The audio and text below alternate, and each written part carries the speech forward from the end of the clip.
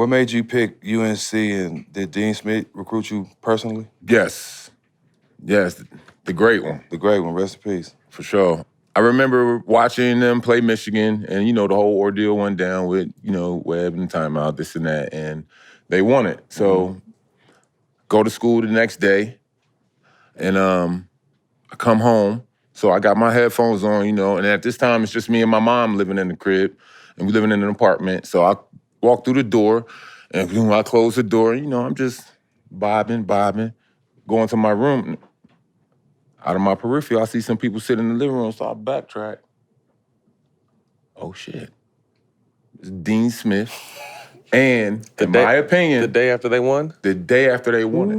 Mm-hmm. It was Dean Smith, and in my opinion, the greatest player to play at Carolina, Phil Ford. I knew it, Phil Ford. I knew you was going to say that. It was them two. And I'm like, Coach, what y'all doing here? Y'all supposed to be celebrating. Y'all just won the national championship, Oh, no, it's back to business. We let the kids celebrate. It's back to business with us. And they came up. That right there showed me a lot. I'm like, damn. They ain't even thinking about the present right here. They just looking at it like, all right, look. What's next? Mm-hmm. And, man, Coach Smith, great basketball mind.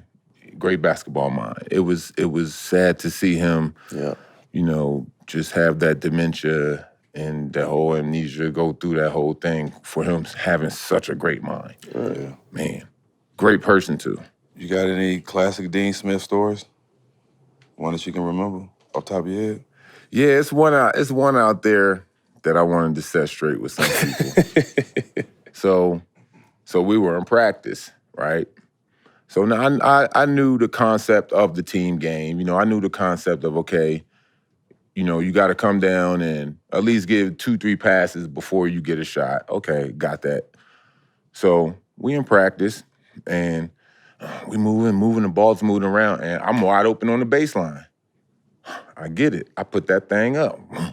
Now, I can't remember if I made it or missed it, because he blew the whistle like when the ball was halfway to where.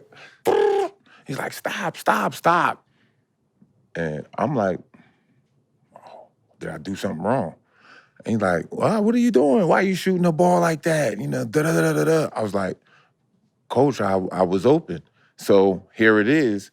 I'm a young bull now. I'm thinking I'm still being respectful, but it was rhetorical questions that he was asking me. Mm-hmm. But, dumb freshman. And here he is. And the old heads looking at me like D. Phelps, like, yo, shut up. And he said, you think you can hit that shot? Yeah. Can you hit it 8 out of 10 times? Yeah. Give him the ball. Wow. Want to go shoot the 4th shot? He's like, stop. He's like, it was a bad shot. You shouldn't have shot it anyway. Next, let's go. After you hit 3 in a row? Hey, oh man, it was great though, man. Coach Smith, he was a great dude. Great dude. That's funny. Any legendary stories about the UNC summer runs? MJ ever pull up on y'all? Give y'all some of that airness? Yeah, like my freshman year, I remember he came to practice. I think it was after. It was either after or before their season. He had time. He was down there for a couple days. So he came to practice, right? So he had practice with us and everything. So at first, I'm like, all right, damn, Mike. Grown up young bull, sneakers, all of that, right? So I'm like, all right.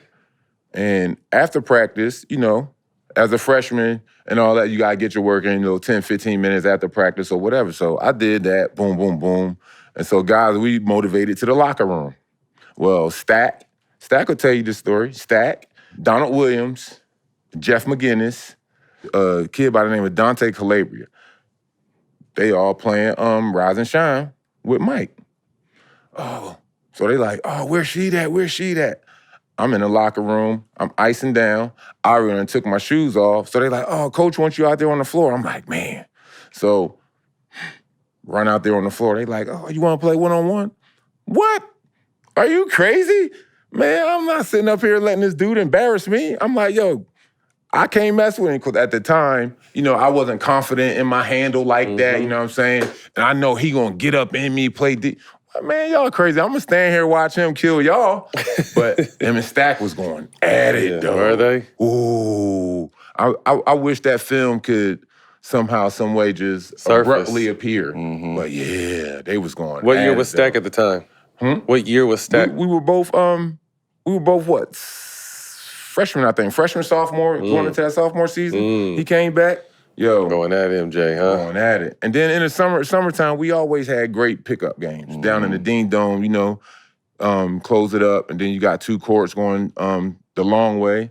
And man, we used to go at it. A lot of the old heads. It was always the old heads versus the young bulls, the guys who's there now. And yeah, they used to beat our ass. I remember Sam Perkins used to come back, beat my ass. George Lynch, they used to come back. And I think that was that brotherhood that kept it going. And once my class left, we came back, beating Vince in them ass, beating Antoine in them ass. And once they left, it was just a cycle. Keep handing it down. Brotherhood. Yeah, and it's still like that to this day. That's dope.